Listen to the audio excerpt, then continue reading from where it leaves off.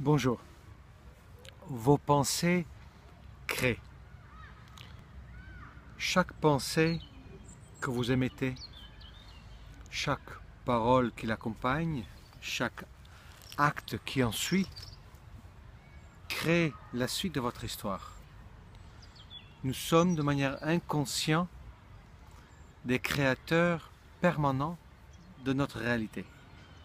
Alors pourquoi je vous dis ça? Alors, je reçois beaucoup de réactions sur mes vidéos par mail. Les gens passent par mon site, la page contact, et je me sens très flatté quand ça arrive, bien sûr. Ça, ça caresse bien mon ego. Et parfois, il y a un petit échange qui se crée ensuite. Et ce qui vient le plus souvent, c'est que le gens me remercie euh, en, en disant que ça correspond, ce que je dis correspond exactement à ce qu'ils pensent. Et bien sûr, je connais ça depuis que j'accompagne. Euh, il y a régulièrement des gens qui me disent que ce que j'exprime, c'est ce qu'ils ont toujours pensé, mais qu'ils n'ont jamais su vraiment exprimer ou mettre, comment dire, à la surface de leur conscience, si on peut dire ça comme ça. Euh, mais quand il y a cet échange qui se fait, parfois par mail, je me rends compte qu'en fait, ma manière de voir les choses ne correspond pas à ce que la personne euh, pense, elle. Ce que je me rends compte souvent, c'est que beaucoup de gens parlent d'unité et en fait, de mon point de vue, c'est pas de l'unité dont elle parle. Pour moi, elle parle toujours encore de la dualité. Elle parlerait de l'unité un peu comme un arbre dans une forêt. Ça veut dire que l'unité, ce serait la forêt et on serait l'arbre. Mais pour moi, c'est toujours la dualité, puisque il y a un arbre et il y a les autres arbres. Ou comme un goutte d'eau dans un océan qui est fait de gouttes d'eau. C'est toujours la dualité pour moi. Et ça se manifeste dans ce cas-là, pour moi, dans ma perception, dans le fait que ces personnes, en fait, continuent à accuser quelqu'un ou quelque chose. C'est pour moi la manifestation la plus flagrante du fait que nous pensons toujours dans la dualité. Jugement et dualité vont main à la main. C'est simplement pas cohérent de parler d'unité et en même temps juger quelqu'un si nous sommes vraiment un, mais il n'y a personne à juger, il y a juste à me constater. Pour moi, la notion d'unité, c'est vraiment que nous soyons la même entité. Ça veut dire que c'est pas une forêt dans un arbre, pas un arbre dans une forêt, mais on serait tous le même arbre, la même goutte d'eau, et il n'y aura pas d'autre goutte d'eau. Ça veut dire la seule goutte d'eau qu'il y a. Et il n'y a que ça. Nous sommes une seule entité énergétique qui, pour l'expérience, a pris un certain volume, un espace, nous permettant de vivre une expérience. Mais peu importe l'aspect que cette énergie prend, peu importe dans le nombre de petits morceaux dans lesquels ça a l'air de s'être divisé, ça reste toujours une entité énergétique. Chaque aspect, moi, vous, l'immeuble que je vois derrière moi, disons, je le vois, je n'ai pas des yeux dans la tête, mais je le vois dans mon écran. Euh, chaque, chaque chose qui semble réelle n'est rien d'autre que cette énergie qui, à des endroits particuliers, a été densifiée en plusieurs étapes, en 7 étapes on dit. un peu comme je dis déjà dans une autre vidéo, comme si on était tous des glaçons dans un verre d'eau. Si je pense être un glaçon, mais dans ce cas-là, je vois d'autres glaçons et je considère que c'est quelqu'un d'autre et je suis dans la dualité. Et dans ce cas-là, un autre glaçon peut être responsable de mon malheur à la limite. Mais si je suis conscient qu'en tant que glaçon, je suis fait de l'eau et que chaque glaçon est fait de l'eau, mais dans ce cas, nous sommes le même eau. Et là, il ne s'agit pas de considérer que l'eau est faite d'atomes, de molécules ou de gouttes. Non. Eau en tant qu'entité, comme l'énergie est une entité. C'est pas comme si nous étions une unité style race humaine avec des individualités, des individus séparés. Non, non, non, non, non, non, non. J'aime bien dans le mot individualité, il se trouve la dualité indivise. Ça veut dire qu'en fait, nous semblons être deux, mais en fait, nous sommes indivises. On ne peut pas séparer les deux, on ne peut pas séparer cette unité énergétique que nous sommes. Et pour moi, toute l'existence est basée là-dessus, qu'on y croit ou que l'on n'y croit pas. Toutes les lois universelles sont basées sur le simple fait que nous sommes une seule entité qui vit une expérience qui est pure illusion, permettant, à travers de cette illusion, d'aller vers cette conscience de ce qui est vraiment la réalité. Et c'est vrai que quand donc, je me rends compte que la personne en face de moi est convaincue d'être dans l'unité, pendant que moi je constate que ce n'est pas le cas, ça devient très difficile par mail d'expliquer ça. J'ai mis une centaine de vidéos en cohérence avec l'unité. Alors imaginez-vous, si avec 100 vidéos, la personne a compris ce qu'elle a compris, mais je ne vais pas y arriver en quelques phrases. C'est pour ça que je voulais faire cette petite vidéo en plus sur l'unité. Et je pense que nous ne pouvons pas assez expliquer ce que c'est. Il ne faut pas oublier non plus que, en tout cas de mon point de vue, chaque maître du passé, que ce soit Moïse, Jésus, Mahomet, Bouddha et les maîtres d'aujourd'hui, comme Amma, ils parlent et ils ont toujours parlé que de ça. Les personnes qui ont vécu un éveil ont compris ça. Et ça fait donc 2, 3, 5, 7 000 ans que des maîtres essaient de nous expliquer ce que c'est l'unité. Et je constate que nous n'avons toujours pas compris. Et peut-être le fait que je vous explique, ça voudrait dire que je n'ai pas encore entièrement intégré, puisque moi-même, je vis dans quelque chose qui a l'air tellement réel. Et moi-même aussi, j'ai grandi avec la conviction que ce que je vois comme réalité est réellement la réalité. Et même si j'ai vécu cet éveil, mais ça ne veut pas dire que je perçois ce dont je suis conscient. Un peu comme dans le film Matrix. Le figure principale, je ne me rappelle plus le nom dans le film, mais c'est le même acteur qui jouait dans Speed, et je me rappelle, il comprend au fur et à mesure de quoi il s'agit. Et c'est qu'à la fin, qu'en fait, quand il comprend réellement que c'est un jeu dans lequel il arrive à sauter des distances de la taille d'un immeuble, et soudainement, il perçoit, au-delà de son habitude, que sa réalité est faite de bits et de bytes. Je pense que c'est comme ça que ça se passe chez nous. Sur notre chemin, nous commençons avec la conviction que la réalité dans laquelle nous vivons est la réalité vraie. Et à la fin de notre parcours, nous percevons que c'est autre chose. Ce n'est pas que nous le croyons nécessairement. Il se peut très bien que nous le percevons, puisque sur le chemin, la vie nous pousse. En tout cas, c'est ce que je constate.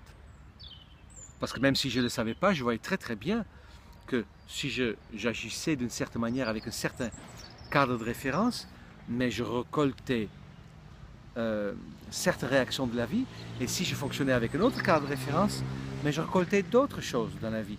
Donc il y a bien quelque chose où la vie dit, pas par là, mais plutôt par là. Et ce que je constate, et ce dont je suis persuadé, c'est que la vie nous pousse à aller vers l'unité. Et nous, comme nous ne le savons pas, nous résistons un peu comme dans cette image où nous sommes parachutés dans une rivière qui va automatiquement vers la mer, et la mer serait dans ce cas-là notre réalisation. Et comme nous ne savons pas que ça va automatiquement vers la mer et que nous nous prenons pour une personne, pour une individualité, alors nous allons résister, se mettre debout, nager en contre-courant, s'accrocher à la berge. Nous sommes en quelque sorte la résistance la plus grande, l'obstacle le plus grand à notre propre bonheur. Puisque je me rends bien compte que le bonheur ou l'état de paix, elle vient au fur et à mesure que cette conscience devient plus claire et se manifeste de plus en plus. Oui, je ne vois pas entre les choses, je ne vois pas la continuité de l'énergie. Si je pouvais enlever la partie gauche, l'hémisphère gauche, et que fonctionner qu'avec mon hémisphère droite, mais il se pourrait très très bien que je verrais la continuité des choses. C'est comme si on a un hémisphère par réalité, un hémisphère pour la dualité, un hémisphère pour l'unité. Et au fur et à mesure que je sors de mon côté rationnel, mais je vais peut-être dans une perception plus fine. Et de quelle manière ça se passe? Mais au fur et à mesure que je rencontre de défis qui ne sont qu'un jeu pour moi, mais j'ai des choix. Soit je réagis à partir de mon cadre de référence dualiste, de ma peur, de mes résistances, de mes convictions que c'est comme ça, de mes blessures, soit je réagis à partir de l'amour, à partir de l'absence de peur, à partir de la conscience que nous sommes tous un seul créateur. Et je me rends bien compte que si je reste là, les choses ne changent pas. Si je réagis comme ça, les choses changent. Bien évidemment, sachant que ce sont mes pensées qui créent, ça peut être simplement ma conviction que c'est ça la réalité qui fait que c'est comme ça que ça se passe. Bien évidemment, mais dans l'absolu, de mon point de vue, il n'y a que moi. Il n'y a que mon soi que je perçois à partir de mon moi. Mon soi, le soi que je perçois à partir de mon moi.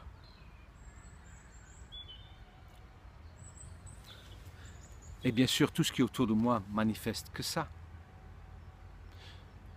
Alors donc nos pensées créent tout le temps. Et donc si je pense dualiste, mais je continue à créer le côté qui correspond avec la dualité. Et si je fonctionne à partir d'un cadre de référence d'unité, mais dans ce cas c'est autre chose que je crée. Et des personnes qui comprennent et qui comprennent ce que je dis sur l'unité, mais qui continuent à accuser l'extérieur, mais sont donc toujours dans la dualité. Et je porte aucun jugement là-dessus. Je ne peux pas. Ça sont de facettes de moi. Et moi aussi, je peux encore juger et accuser quelqu'un à l'extérieur, même si je sais que nous sommes un. Mais par contre, je peux juger en tant que premier réflexe, mais très rapidement, je constate bien que mon jugement porte un doigt vers les autres, mais 3 doigts vers moi-même. Et je sais très bien qu'à la suite de mon jugement, je sais que je parle de moi. Et dans ce cas-là, je peux faire 2 choses. Soit dans la dualité, je continue à accuser l'autre et je vais chercher à savoir comment changer l'autre, soit je comprends que c'est moi-même que je juge. Et dans ce cas, je vais me poser la question, mais comment faire pour être une autre personne qui va attirer quelque chose d'autre vers soi? Puisque j'entends pas mal de femmes parler récemment ou actuellement de manipulateurs pervers.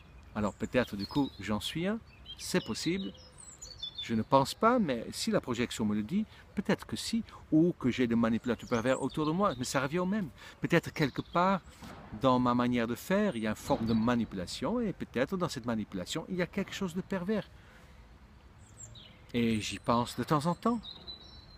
Manipulateur pervers ne veut pas dire peut-être quelque chose de méchant. C'est peut-être en tant que miroir juste quelque chose qui dit fais attention dans ta manière de faire.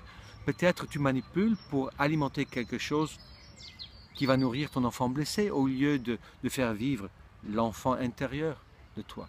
Mais ce que je veux dire, c'est que si effectivement j'attire des manipulateurs pervers, il faut comprendre que je crée en fait, je crée rien du tout.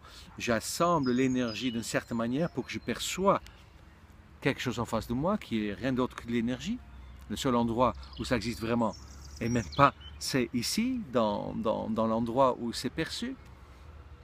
Et si je perçois de manipulateurs pervers, c'est que dans mon passé, j'ai créé des convictions concernant les autres, donc dans la dualité. En tant que petit garçon ou petite fille, je me suis fait une idée de moi et des autres. Et si dans mon histoire, il y a eu des personnes qui étaient comme ça, mais dans ce cas-là, ma réalité va se recréer.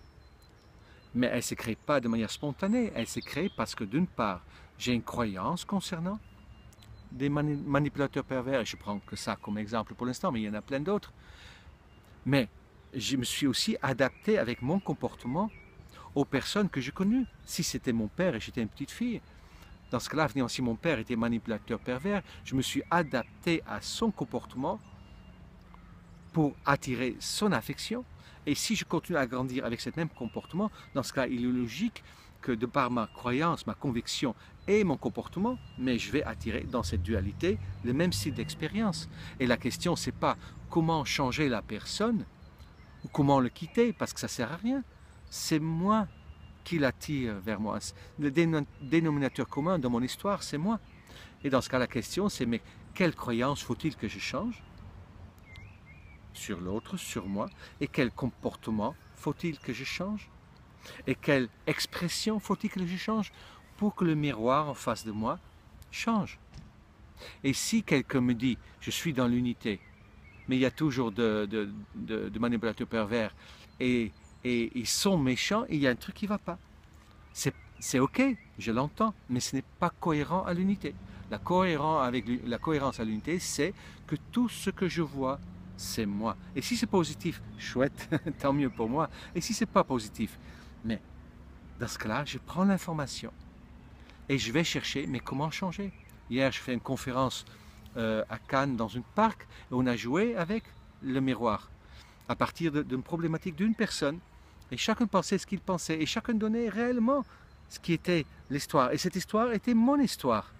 Et j'essaie de faire comprendre à chacun qui ne reconnaissait pas son histoire que c'était un menteur.